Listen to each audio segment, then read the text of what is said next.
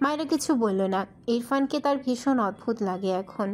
না চাইতেও আগের ইরফানের সাথে মেলাতে চায়, আর তখন তার মনে হয় সে বর্তমানে কল্পনার জগতে বাস করছে। ইরফান শপিং মল থেকে ব্ল্যাক কালারের শেরওয়ানির সাথে প্যান্ট কিনে ট্রায়াল রুম থেকে বেরিয়ে আসে। মায়েরা মুগ্ধ দৃষ্টিতে ইরফানকে দেখে। ইরফানের যে কালো পছন্দ তা মায়েরা এতদিনে বুঝেছে, কিন্তু মজার ব্যাপার হলো ইরফানকে কালোতেই ভীষণ সুন্দর লাগে মায়েরার কাছে। আর ইরফানের চক্করে মায়েরা চোখেও এখন শুধু কালো সবকিছুই সবার আগে চোখে পড়ে। ইরফান এগিয়ে এসে মায়েরার হাত ধরে বাইরে বের হয়। ইরফান হঠাৎই দাঁড়িয়ে যায়। মায়েরা ইরফানের দিকে চেয়ে পড়ে। কি হয়েছে? ইরফান মায়েরার শাড়ির এলোমেলো কুচির দিকে চেয়ে আছে। গাড়িতে ওভাবে এলোমেলো হয়ে বসার কারণে মায়েরার শাড়ির কুচি একদম নষ্ট হয়ে গিয়েছে বলা যায়। মায়েরা আবারও কিছু বলার আগে ইরফান হাঁটু মুড়ে বসে খুব মনোযোগ সহকারে মায়েরার শাড়ির কুচি একটা একটা করে গুছিয়ে দেয়। মায়েরা মাথা নিচু করে বিস্ময় দৃষ্টিতে তাকিয়ে থাকে ইরফানের পানে। আশেপাশে অনেকে পথচারী দাঁড়িয়ে পড়েছে, আবার অনেকে পথের চলাচল থামেনি। তবে দৃষ্টি ঘুরে ফিরে ইরফান মায়েরার পানে আসছে। ইরফান খুব নিখুঁতভাবে মায়েরার শাড়ির সবগুলো কুচি সাজিয়ে দেয়। এরপর বসা থেকে দাঁড়িয়ে মায়েরার হাত ধরে তার গাড়ির দিকে এগিয়ে যায়। মায়েরা ইরফানের দিকে চেয়ে হাঁটছে। সে তার অনুভূতি কি করে বোঝাবে? একটু পর কাপা কণ্ঠে ডাকে, শিশরাজ। ইরফান সামনে তাকিয়ে হাঁটতে হাঁটতে বলে, I don't like you bird flower. মায়েরা ইরফানের কথা শুনে হেসে ফেলল, শব্দ করে হেসেছে। ইরফানের মুখে এই কথাটা কেন যেন ভালোই লাগলো। একটু পর হাসি থামিয়ে দু হাতে ইরফানের বাঁ হাতে জড়িয়ে ধরে হাঁটতে হাঁটতে বলে, আই হেট ইউ শিশরাজ। ইরফান আর চোখে মায়েরার দিকে তাকায়, সূক্ষ্ম হাসলো, কিছু বলল না। মায়েরার মুখেও হাসি। এখনও অনেকেই দুজন কপত কপতির পানে মুগ্ধতা মিশিয়ে তাকিয়ে আছে। ইরফান মায়েরা একেবারের জন্যেও নিজেদের রেখে অন্যদিকে মন দেয়নি। তারা হয়তো জানেও না তাদের এমন দৃশ্য অনেকেই দু চোখের পাতায় মুগ্ধতার সহিত ভরে নিয়ে তাদের গন্তব্যের পথে গিয়েছে। রিসেপশন জুড়ে শুধু মানুষ আর মানুষ। ফারাদের আত্মীয়রা এসে শুদ্ধর সাথে পরিচয় হয়। আবারও কেউ কেউ এমনভাবে তাকায়, শুদ্ধর মনে হচ্ছে সে নতুন বউ। তার মুখ ঢাকার জন্য বিছানা থেকে চাদর তুলে আনা উচিত ছিল। শুদ্ধর মনটা খারাপ, সে ফারাকে দেখতে পায়নি। রিসেপশনে এসে ইরফানের জন্য ওয়েট করতে করতে যেন সে বুড়ো হয়ে যাবে। বেয়াদ্দপ, বিয়েটা করে বউকে নিয়ে যা। আর এই ফারাটা যে কোথায় একেবারে দেখেনি তা নয়, একবার দেখেছিল কিন্তু মুখ দেখতে পায়নি। তাকে দেখি আরও বেশি এমন করছিল। আজ যদি এসে বর না হতো তবে ফারাকে থাপ্পড় দিত একটা। তাকে মুখটা একটুখানি দেখতে দিল না। এসব নেওয়া যায়? নাসিম আর তার মা গ্রাম থেকে এসেছে। নাসিম আসবে না বলে পণ করেছিল, কিন্তু ফায়েজ আর ইরফানের বাবা যেন পারলে তার পা ধরছিল। এরপরও যদি না আসতো বেয়াদবি হয়ে যেত। শুদ্ধ বসা থেকে দাঁড়িয়ে বলে, বাল বিয়ে করব না। নাসিম ছোট ছোট করে বলে, করিস না, কে তোকে ধরে বেঁধে দিয়ে দিচ্ছে? শুদ্ধ অসহায় কণ্ঠে বলে, ভাই আমার মারাত্মক কষ্ট রে, ফাড়ার মুখ দেখতে পাইনি। তুই ভাবতে পারছিস আমি এই মুহূর্তে একটা ছ্যাঁকা খাওয়া পাবলিক? নাসিম হেসে কিছু বলতে চাইলেও মাইরাকে দেখে থেমে যায়। ধীরে ধীরে হাসি মিলিয়ে যায়। মাইরা ইরফানের হাত ধরে মাত্র ভেতরে প্রবেশ করল। ইরফানের গায়ে কালো শেরওয়ানি, মাইরার পরনে কালো শাড়ি। শুদ্ধ আর চোখে নাসিমের দিকে তাকায়। নাসিম যেন টেনে হিচড়ে তার চোখ দুটো মাইরার থেকে সরিয়ে মেঝেতে নিবদ্ধ করল। ফারা যেখানে আছে মাইরাকে সেখানে নিয়ে যায় সবাই মিলে। ইরফান এগিয়ে আসে শুদ্ধর কাছে, যেখানে মুরব্বীরা সবাই আছে। তারেক নেওয়াজ, ফাইজের বাবাসহ আরও সব মুরব্বীরা আছে। শুদ্ধ ইরফানের মাথা ফাঁকা দেখে তার নিজের মাথার পাগড়ি খুলে ইরফানের মাথায় দিলে ইরফান সাথে সাথে মাথা থেকে সেটি নামিয়ে ঠাস করে শুদ্ধর মাথায় রাখে। শুদ্ধ ইনোসেন্ট ফেস বানিয়ে বলে, আরে মাথায় দিয়ে যা, নয়তো তোকে দেখে আমি বর্বর ফিল পাচ্ছি না। ইরফান গম্ভীর গলায় বলে, আমার বউ ফিল করতে পারলেই হবে। নাসিম পাশ থেকে মৃদু হাসল। ইরফান তার দিকে একবারও তাকায়নি, উল্টো তাকে যে ইচ্ছে করে অ্যাভয়েড করছে এটাও বুঝতে পারল। নাসিম গলা ছেড়ে বলে, দোস্ত, কংগ্রাচুলেশনস। ইরফান নাসিমের দিকে তাকালো না। সামনের দিকে এগিয়ে যেতে যেতে ছোট করে বলে, থ্যাঙ্কস। শুধু একবার ইরফানের দিকে তাকায়, আরেকবার নাসিমের দিকে। নাসিমের দিকে একটু এগিয়ে এসে বলে, একটু সময় দে, ও ঠিক হয়ে যাবে। নাসিম কিছু বলল না, চুপ করে থাকলো। একটা চাপা শ্বাস ফেলে। মায়েরা ফারার পাশে গিয়ে বসলে দেখলো কোথা থেকে মিলা দৌড়ে এসে মায়ের উপর এক প্রকার ঝাঁপিয়ে পড়ে। মায়েরাও মিলাকে জড়িয়ে ধরে। একটু পর মিলা মায়েরাকে ছেড়ে কোমরে হাত দিয়ে পড়ে। মায়েরা কিছু বলার আগেই মিথিলা বলে ওঠে। মায়েরা ভীষণ লজ্জা পায়। ইরফানকে উল্টে পাল্টে ধুতে ইচ্ছে করলো তার। অসভ্য লোক একটা। মীরা চোখ ছোট ছোট করে তাকায়, কানের কাছে মুখ নিয়ে বলে। মায়েরা রেগে বলে, বল যা তো, যা খা, খেয়ে বিদেয় হ। মিলা কোমরে হাত দিয়ে বলে। মিলার কথায় সবাই হেসে ফেলল, মায়েরাও হেসে ফেলল। লাবিব কোথা থেকে দৌড়ে এসে মায়েরার কোলের উপর হাত রেখে বলে। লাবিবের কথা শুনে সবাই অবাক হয়ে তাকায়। মায়েরা লাবিবকে কোলে নিয়ে বেশ কয়েকটা চুমু খায়।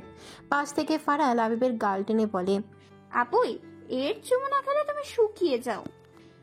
লাবিব মাথা উপর নিচ করে। লাবিবের কাণ্ডে সবাই হাসছে। মিলা এগিয়ে এসে বলে। লাবিব মিলার দিকে তাকিয়ে বলে।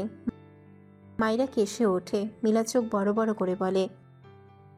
মায়েরা কপাল চাপড়ায়। এ অসভ্য লোকটা তার দুধের ভাইটাকে যে আর কি কি শিখিয়েছে আল্লাহ জানে আর সে জানে। ইনায়া অবাক হয়ে বলে, আল্লাহ, ভাই এসব শিখিয়েছে? আমার তো বিশ্বাসই হচ্ছে না। মায়েরা বিড়বিড় করে। তোমাদের ভাই যে কি পরিমাণ অসভ্য সেটা যদি তোমরা জানতে। বহুরূপী একটা, উপরে উপরে ভালো সেজে থাকে। কিছুক্ষণ পর ইরফান আর শুদ্ধর সামনে কাজী সাহেব বসে। ইরফানের পাশে তারেক নেওয়াজ বসেছে। একটু দূরে মায়েরার মা বসেছে। আর শুদ্ধর পাশে বসেছে ফারার বাবা। তার পাশে ফায়াজ। ফায়াজ একটু পর পর ইনায়াকে গিয়ে দেখে আসে। এমনিতেই তার বউ অল্প বয়সে তার বাচ্চাটাকে পেটে নিয়ে ঘুরে বেড়ায়। ফায়াজের চিন্তার শেষ নেই।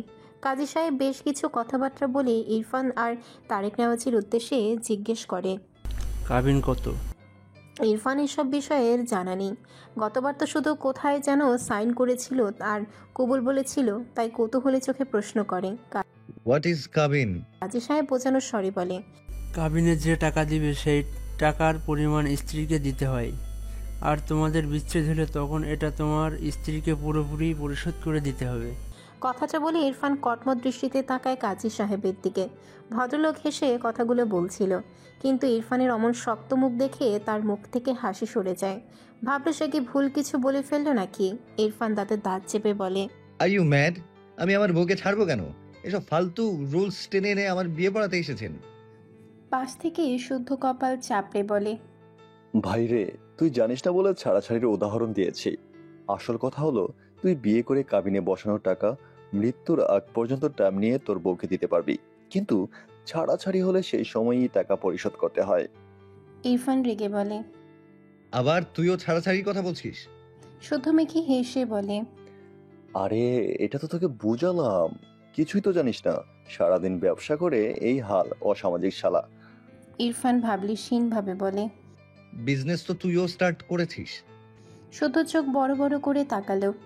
গালে হাত দিয়ে আফসোসের সুরে বলে, সিসিটিভির উপর একটা পাতলা কাপড় দিলেও সিসিটিভি আর কিছু দেখতে পায় না, আর তোর উপর পুরো দেয়াল তুলে দিলেও সব কেমনে জানিস ভাই?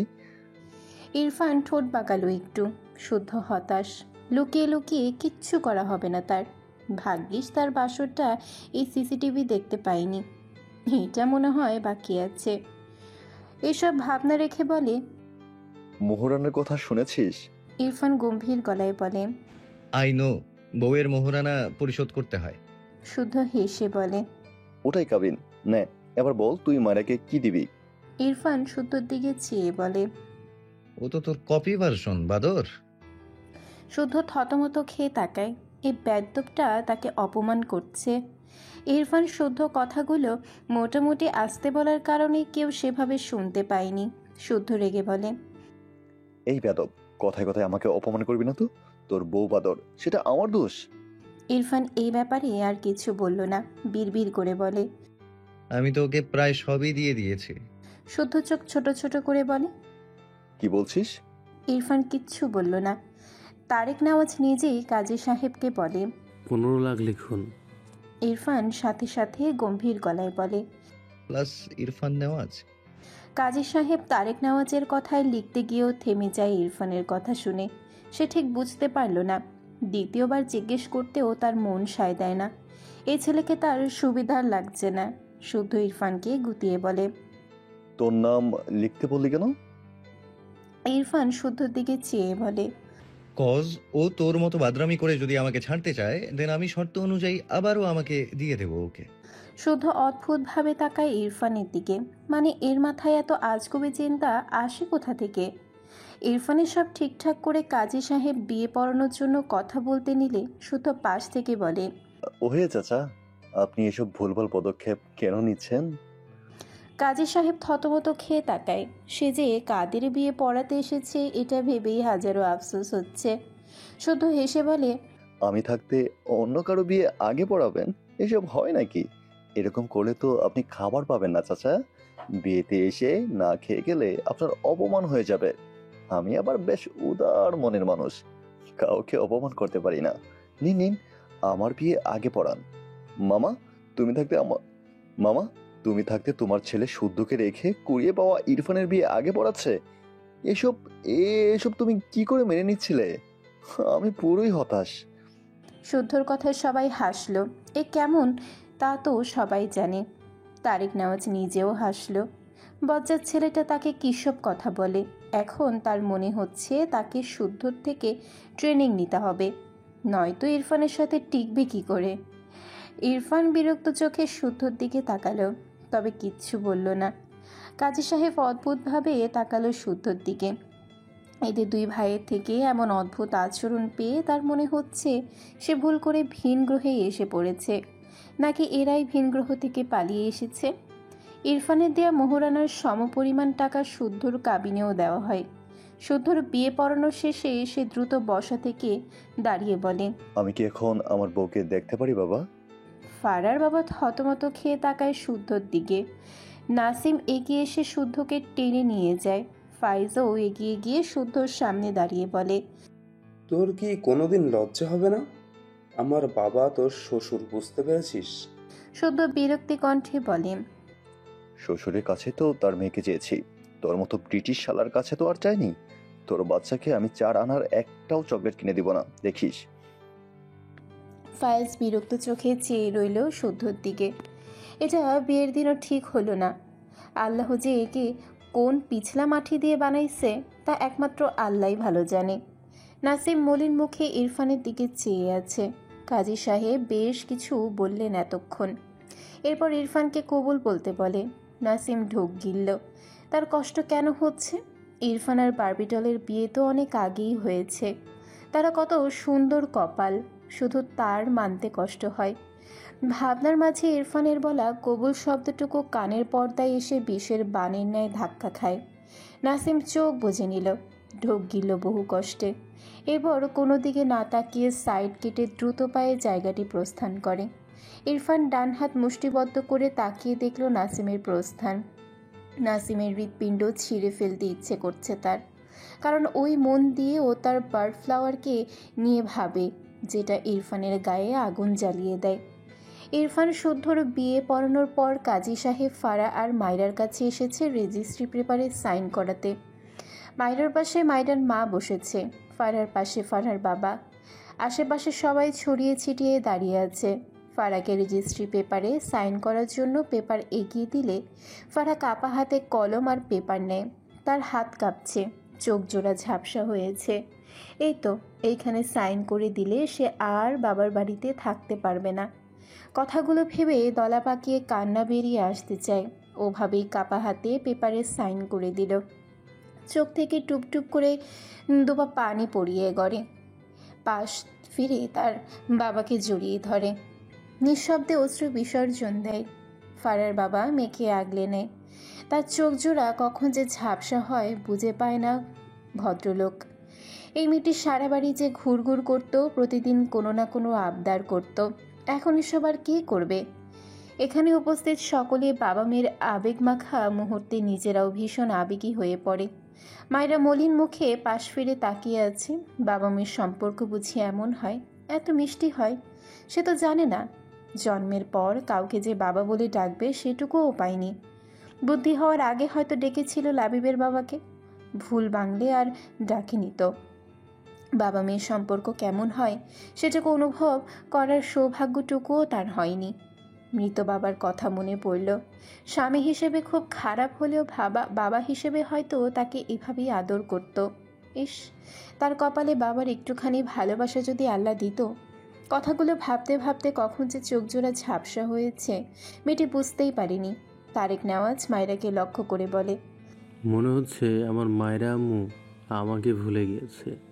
মায়রা তারেক নেওয়াজের কথাটা শুনে দ্রুত ঝাপসা চোখ জোড়া মুছে সামনে তাকায়।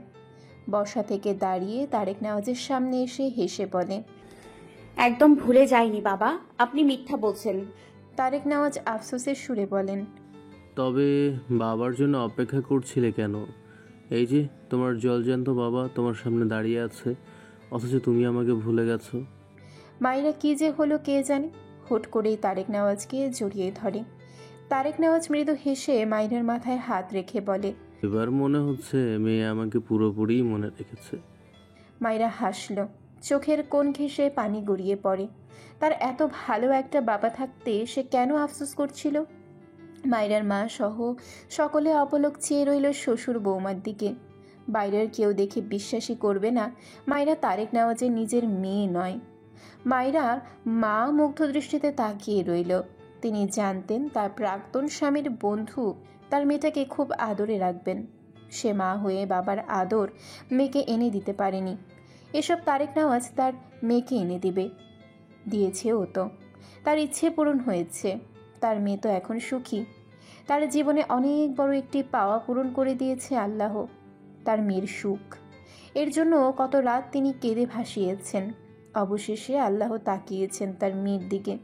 তারেক নেওয়াজ মায়রার হাত ধরে মায়রাকে তার জায়গায় বসিয়ে দেয়। তিনি নিজেই মায়রার পাশে বসে কাজের উদ্দেশ্যে বলে, আমার মেয়ের রেজিস্ট্রি পেপার দিন। মায়রার বারবার চোখ জোড়া ঝাপসা হয়। কিছুক্ষণ আগে তার বাবার আদর থেকে বঞ্চিত হওয়ার জন্য আফসোসে চোখ ভিজেছিল, আর এখন সে এরকম একজন বাবা পেয়ে যাওয়ায় আবেগে চোখ ভিজাচ্ছে। মায়রা রেজিস্ট্রি পেপারে সাইন করতে গেলে তার প্রথমবার বিয়ের দিনের কথা মনে পড়ল। কতই না কেঁদেছিল বিয়ে করবে না বলে। মায়ের আঁচল থেকে বেরোতে ইচ্ছে করতো না, যদিও তার বাড়িতে দিনগুলো ভীষণ কষ্টে পেরোতো, কিন্তু সেখানে কত যে মায়ের ভালোবাসা ছিল, এখনও আছে। তা মায়েরা ভুলবে কি করে? ঝাপসা চোখে একবার মায়ের দিকে তাকালে দেখল তার মা ঝাপসা চোখ জোড়া তার উপর থেকে দ্রুত সরিয়ে নিল। মায়েরা মলিন হেসে রেজিস্ট্রি পেপারে সাইন করে দেয়। বিয়ের সব কাজ শেষে ইরফান, মায়েরা, শুদ্ধ, ফারাসহ সবার কাজিন একটি বড় টেবিলে বুক করে বসেছে। মায়েরা যদিও দুপুরে খেয়েছে, কিন্তু এখন নাকি বর বউ একসাথে খেতে হয়। মায়েরা অল্প একটু খাবে বলে ঠিক করেছে। ইরফান ঘাড় বাঁকিয়ে মায়েরার দিকে চেয়ে আছে। মায়েরা সবাইকে দেখছিল। ইরফানের দিকে চোখ পড়লে দুজনের চোখাচোখি হয়। মায়েরা এগিয়ে গিয়ে ফিসফিসিয়ে বলে, কিছু বলবেন? ইরফান ছোট করে বলে। মায়েরা ভাবুক দৃষ্টিতে বলে, কি? ইরফান সাথে সাথে বলে, তোমাকে খেতে চাই। মায়েরা কেসে ওঠে, কি অসভ্য লোক, সবাই আছে তবু উল্টাপাল্টা বলছে। শুদ্ধ উল্টো পাশ থেকে চেয়ারে গায়ে দিয়ে বলে, সবাই আমাকে বলো তো, লজ্জা ভাঙার ওষুধ আছে নাকি? মায়েরা বলে ওঠে, এই না তো ভাইয়া, এই ঔষধ নেই। ইরফান হঠাৎই বলে ওঠে, আছে। মায়েরা চোখ ছোট ছোট করে বলে, মিথ্যা বলছেন কেন? আমরা সবাই জানি নেই। সকলে মুখ টিপে হাসছে। মায়েরা বুঝতে পারেনি। শুধু পিছন দিয়ে হাত দিয়ে ফারাকে তার দিকে টেনে এনে ইরফানের দিকে চেয়ে বলে, ওষুধের নাম বলে দে তো ভাই। ফারা জমে গিয়ে বসে আছে। শুদ্ধর হাত তার কোমর থেকে সরাতে চাইলে শুদ্ধ আরো শক্ত করে ধরল। ফারা ঢোক গিলে। মায়েরা ইরফানের হাত ঝাঁকিয়ে বলছে, ঔষধের নাম বলছেন না কেন? বলুন দেখি। নিশ্চয়ই আপনি ওই ভুলভাল ঔষধ আবিষ্কার করেছেন। ইরফান কিছু বলল না, খাওয়ায় মনোযোগ দিল। মায়েরা মুখ বাঁকিয়ে নিজেও খাবার খাওয়ায় মনোযোগ দিল। কিন্তু কথা হলো মায়ের গরুর মাংস একদম পছন্দ নয়, তবু আজ খাচ্ছে। একটু খেতে গিয়ে তার মনে হলো এই মাংস সিদ্ধ হয়নি। একটা মাংস নিয়ে সে কখন থেকে গুতাচ্ছে। মেজাজ খারাপ হলো।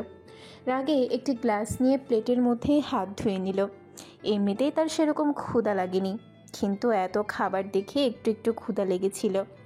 ইরফান তার পাতে সব মাংসর টুকরো করেছে মায়রাকে দিবে বলে। তার আগেই মায়রার এমন কাজ দেখে মায়রাকে ধমকে বলে। স্টুপিড, কি করলে এটা? মায়রা ঝাঁকি দিয়ে উঠে মিনমিন করে বলে, আমার খিদে নেই।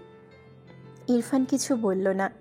পোলাওয়ের সাথে টুকরো করা মাংস নিয়ে মায়রার মুখের সামনে ধরে। মায়রা অবাক হয় ইরফানের কাণ্ডে। জিভ দিয়ে ঠোঁট ভিজিয়ে সবার দিকে তাকালে দেখলেও সবাই মিটিমিটি করে হাসছে। মায়রা মিনমিন করে বলে, আমি খাবো না। ইরফান ভাবলেশীনভাবে বলে, কোলে বসে খাবে? ওকে। মায়রা দ্রুত দুদিকে মাথা নাড়িয়ে বলে, না না না, এখানে বসেই খাবো। কথাটা বলে হা করলে ইরফান মায়রার মুখে পোলাও তুলে দেয়। মিথিলা হেসে বলে। মায়রা মুখের খাবার চিবোতে চিবোতে মাথা নিচু করে নেয়। সবাই শুধু তার সাথে মজা নেয়। শুধু মাথা নিচু করে খেতে খেতে বলে, একটা লজ্জাশীল বউ পেয়েছি, এবার একটা লজ্জাহীন বউ লাগবে। রাতুল এরকম একটা মেয়ে দেখতো।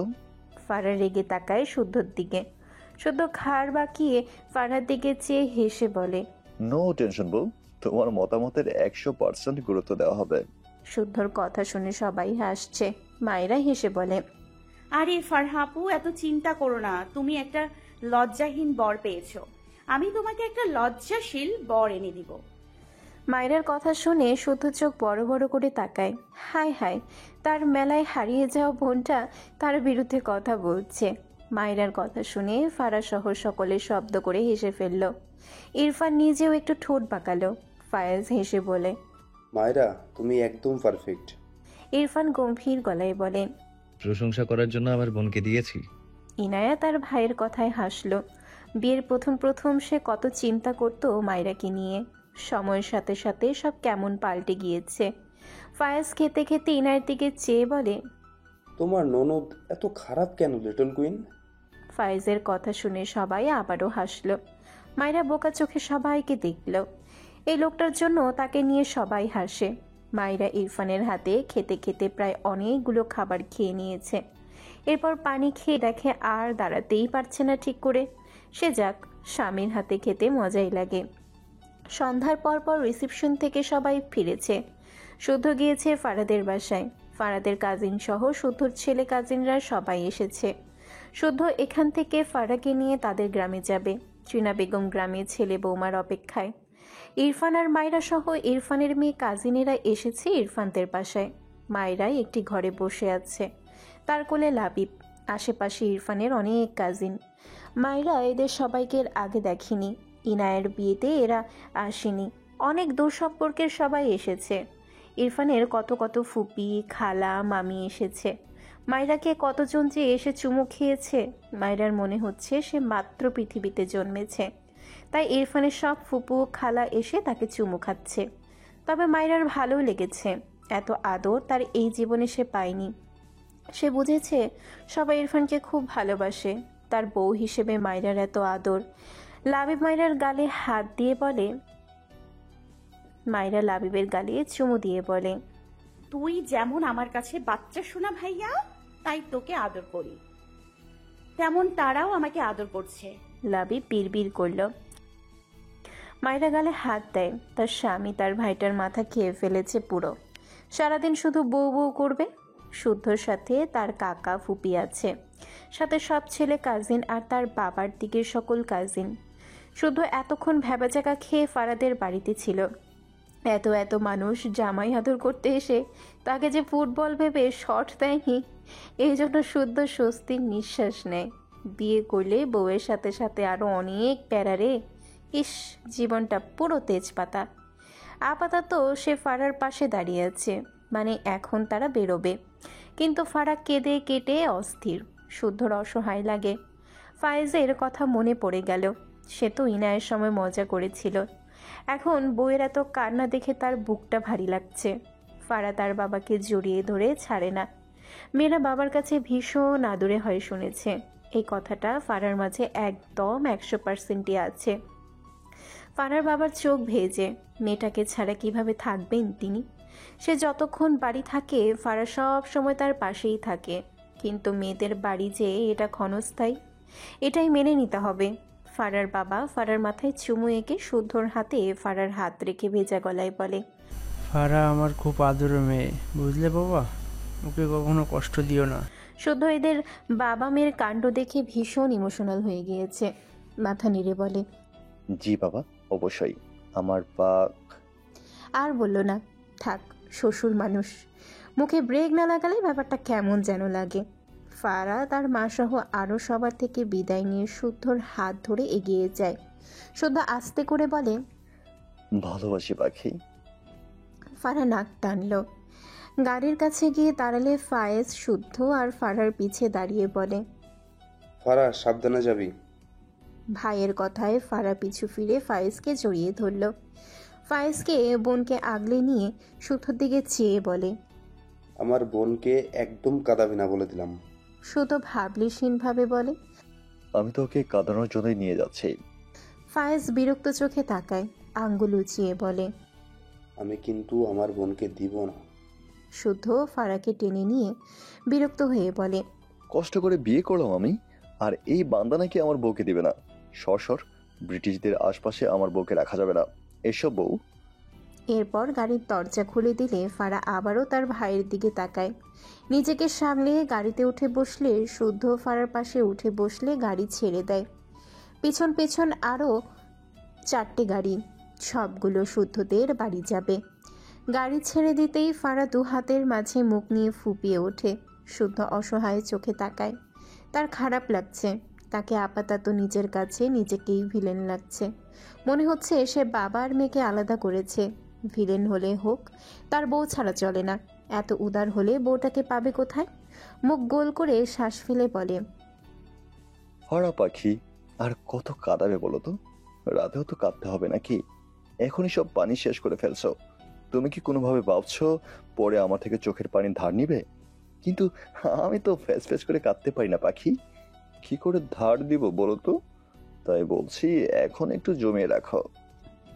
ফারা কান্নামাখা চোখে শুদ্ধর দিকে তাকায়, রেগে বলে। শুদ্ধ মন খারাপ করে বলে, আর কান্না করো না পাখি। আমি তোমাকে গ্রামে গিয়ে গরু, হাঁস, মুরগি, ছাগল সব কিনে দিব। তুমি গরুর গোবর পরিষ্কার করবে, হাঁস, মুরগি, ছাগলদের নিয়ে সংসার করবে। তখন দেখবে তোমার আর কারো কথা মনে পড়বে না। আমি নিজ দায়িত্বে তোমাকে কাজে ব্যস্ত রাখবো। একটু থেমে বলে, জানো পাখি, গোবর দিয়ে অনেক কিউট কিউট জিনিস বানানো যায়। তুমিও বানাবে কেমন? আমি সব ব্যবস্থা করব। এই তো এভাবেই আমি ফালতু মহৎ কাজের কথা বলি, বুঝেছো তো? ফারা চোখ মুখ কুচকে শুদ্ধর দিকে চেয়ে আছে। শুদ্ধ মুখ লুকিয়ে হাসলো, থেমেছে কান্না। উফ, এখন একটু শান্তি লাগছে। ফারাকে টেনে নিয়ে বুকে জড়িয়ে নিল। ফারা কিছু বলল না। শুদ্ধ ফারার মাথায় চুমু এঁকে মৃদুস্বরে বলে, আমি তো শহরে থাকি, যখন ইচ্ছে হবে আমাকে বলবে, নিয়ে আসবো আমি। কথাটা বলে ফারার মুখ উঁচু করে। অন্ধকারে ফারাকে দেখতে পায় না। শুকনো ঠোঁটে আলতো করে চুমু আঁকে একটা। ফারা একটু নড়ে ওঠে। শুধু মৃদু হাসলো। দু হাতে ফারাকে জড়িয়ে নিয়ে কানের কাছে মুখ নিয়ে ফিসফিসিয়ে বলে, আমার বউ, আমার ভালোবাসা। ফারা কেঁপে ওঠে। বা হাতে শুদ্ধর শেরওয়ানির একটু অংশ মুঠো করে ধরে। শুদ্ধ চোখ বুজে প্রশান্তিময় হাসল। রাত তখন 10টা। ইরফান ছাদে দাঁড়িয়ে সিগারেটের ধোঁয়া ওড়াতে ব্যস্ত। নাসিম ছাদে এসেছিল একটু একা থাকতে। কিছু ভালো লাগছে না তার। ইরফানের বাবা তাকে যেতেই দিচ্ছে না। একটু একা থাকতে ছাদে এসে ইরফানকে দেখে আর সামনে এগোয় না। ইরফান পিছু ফিরে নাসিমকে দেখল। অন্ধকারে কেউ কাউকে স্পষ্ট দেখতে পায় না। নাসিম ছাদ থেকে নামার জন্য উল্টো ঘুরে এক পা এগোলে হঠাৎই পেছন থেকে ইরফানের কণ্ঠ পেয়ে তার পা থেমে যায়। পিছু ফিরে অবাক হয়ে তাকায় ইরফানের দিকে। নিজে থেকে ইরফানের সামনে এসে দাঁড়ায়। নাসিমের চোখ দুটো লাল। ইরফান নাসিমকে তীক্ষ্ণ চোখে অবলোকন করল। রাগে তার শরীর জ্বলছে। এর এই বেহাল দশা তার বউয়ের জন্য সে কিছুতেই মানতে পারছে না। নাসিম ঢোক গিলে কিছু বলতে চায়, তার আগেই ইরফান নাসিমের বাম গালে কষিয়ে একটা থাপ্পড় মেরে দেয়। নাসিম বিস্ময় দৃষ্টিতে তাকায় ইরফানের দিকে। ইরফান দু হাতে নাসিমের কলার ধরে টেনে দাঁতে দাঁত চেপে বলে, আমার বার্ড ফ্লাওয়ারকে নিয়ে ভাবা স্টপ না করলে তোকে আমি খুন করে ফেলবো নাসিম। নাসিম ঢোক গিলে বলে, তাহলে খুন করে দে। ইরফান নাসিমকে গায়ের জোরে ধাক্কা দেয়। নাসিম দুপা পিছিয়ে যায়। ইরফান দু হাতে তার মাথার চুল টেনে রেগে বলে, it's a big problem, I can't kill you. Nasim মৃদু হেসে বলে, কেন পারবি না? ইরফান নাসিমকে আবারও ধাক্কা দিয়ে আওয়াজ তুলে বলে, cause you are my friend. Nasim আবারও একটু হাসলো। ইরফান শুদ্ধর সাথে তার আর ফায়েজের ক্লাস 7-এ পরিচয়। এরপর থেকে আজ পর্যন্ত একসাথেই, তবে অন্তরা তাদের ভার্সিটি লাইফের ফ্রেন্ড। ইরফান যদিও অন্তরের সাথে যথেষ্ট দূরত্ব রাখত, বেশ অনেক মাস পর ফ্রেন্ডের মতো তুই প্লাস প্রয়োজনে কথা বলতো।